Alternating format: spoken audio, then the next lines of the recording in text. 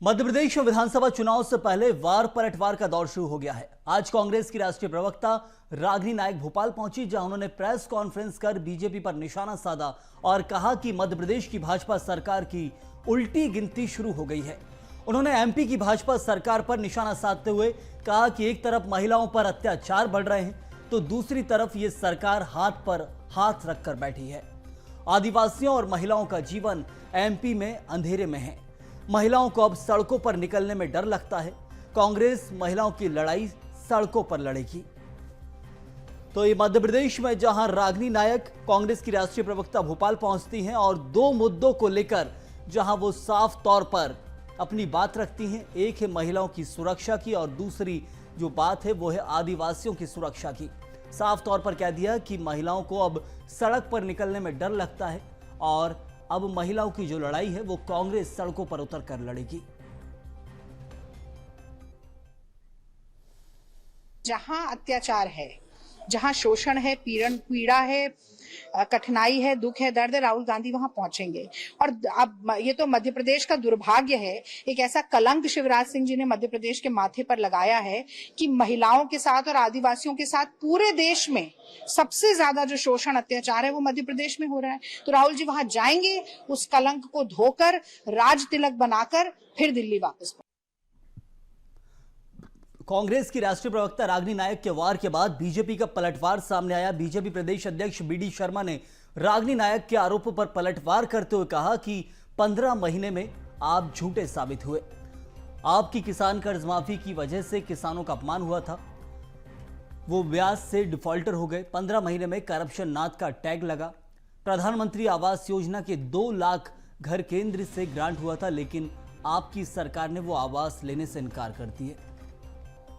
तो बीजेपी ने भी प्रेस कॉन्फ्रेंस की और जो आरोप लगाए गए थे महिलाओं को लेकर, आदिवासियों को लेकर, उनका तो जवाब दिया। साथ में 15 महीने की कमलनाथ सरकार ने क्या कुछ किया, क्या नहीं किया, उसको लेकर भी कांग्रेस को घेर दिया।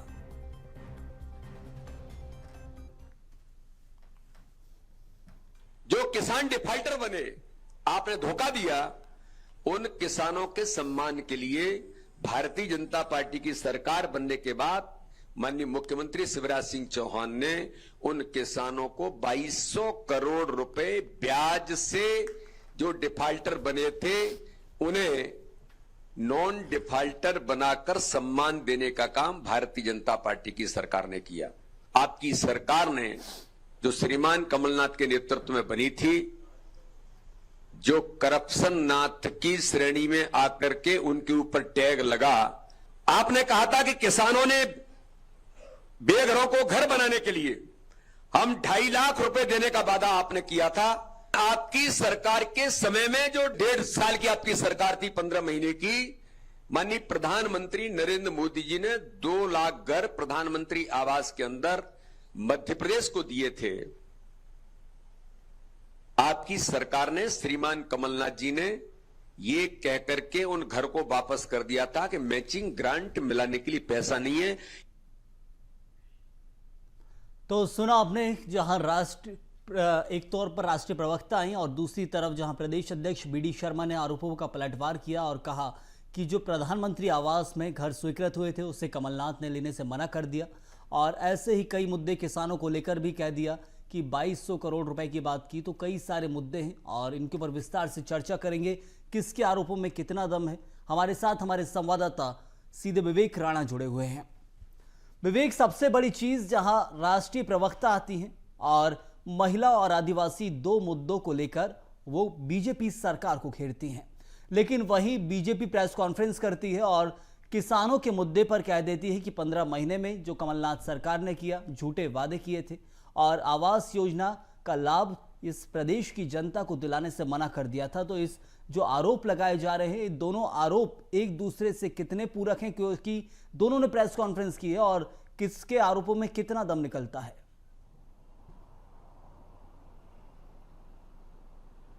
बिल्कुल सही। हम कुछ महीने बाद यानी जिस प्रकार से अक्टूबर के फर्स्ट सप्ताह में संभावना जताई जा रही कि आचार संहिता लग जाएगी, मगर उससे पहले यदि देखें तो आरोप प्रत्यारोप का जो दौर है वो लगातार तेज होते हुए दिखाई दे रहा है, क्योंकि इस बार 2023 के विधानसभा चुनाव को देखें तो कहीं ना कहीं करप्शन, भ्रष्टाचार और महिला अपराध जैसे तमाम मुद्दों को लेकर जो विपक्ष है वो लगातार आगे बढ़ रहा है और लगातार सरकार के ऊपर आरोप लगा रहा। वहीं सरकार की यदि बात करें तो सरकार के तमाम लोगों ने भी और तमाम मंत्रियों ने भी विपक्ष के ऊपर तमाम आरोप लगाए भ्रष्टाचार की। अब देखने वाली बात है कि आज जिस प्रकार से कांग्रेस की राष्ट्रीय प्रवक्ता रागिनी नायक ने प्रदेश सरकार के ऊपर आरोप लगाया है, खासतौर पर महिला अपराध की बात की जाए, आदिवासी समुदाय की सुरक्षा की यदि बात की जाए, तो वहीं बीजेपी पार्टी के प्रदेश अध्यक्ष विष्णुदत्त शर्मा ने भी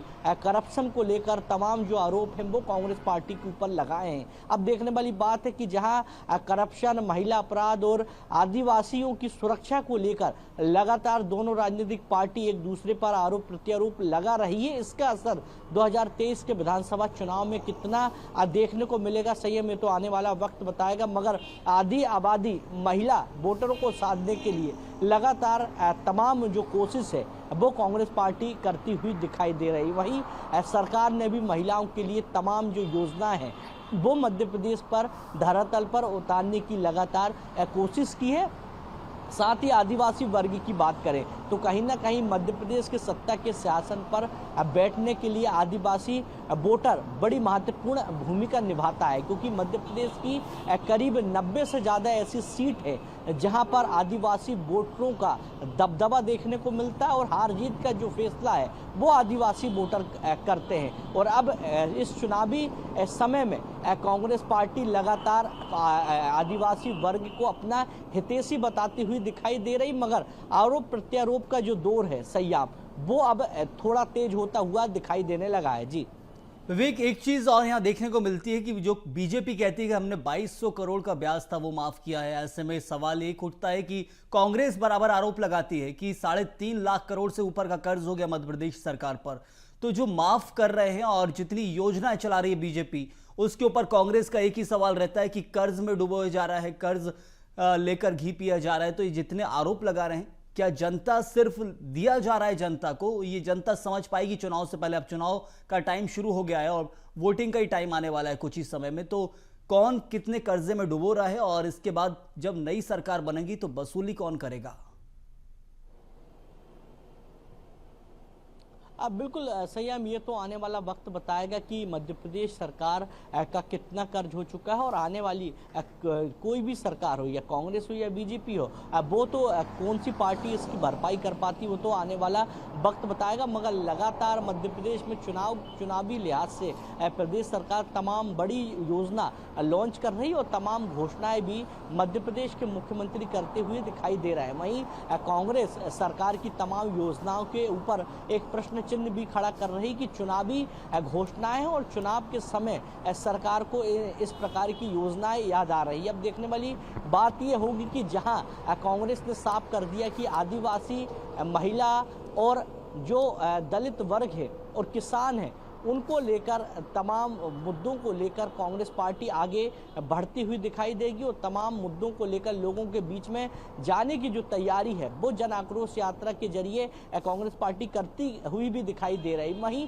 बीजेपी सरकार ने साफ कर दिया है कि 15 महीने की सरकार ने कांग्रेस पार्टी ने केवल भ्रष्टाचार किया है, यानी आरोप प्रत्यारोप का दौर ये पूरी तरह शुरू हो गया है। और जिस प्रकार से जन आक्रोश यात्रा संयम मध्य प्रदेश के अलग अलग जिलों से निकाली जा रही है, उस पर तमाम ये जो बातें हैं आरोपों की, आरोप पत्र कांग्रेस का, वो कहीं ना कहीं आम जनता के बीच में कांग्रेस पार्टी ले जाने की भी कोशिश कर रही है। वहीं सरकार तमाम जो योजनाएं हैं वो मध्य प्रदेश की धरातल पर लाने की कोशिश पर लगी हुई है, क्योंकि संभावना ऐसी जताई जा रही कि आने वाले समय में यानी 2 से 3 दिन बाद मध्य प्रदेश की बहनों को लाडली बहना योजना के तहत 1500 रुपए की जो राशि है तीसरी किस्त है वो मिलती हुई दिखाई देगी। अब देखने वाली बात है कि आरोप प्रत्यारोप का दौर तो तेज हो गया है। अब मध्य प्रदेश में किस राजनीतिक पार्टी का जादू जनता के दिल पर छाता है और मध्य प्रदेश में किस राजनीतिक पार्टी की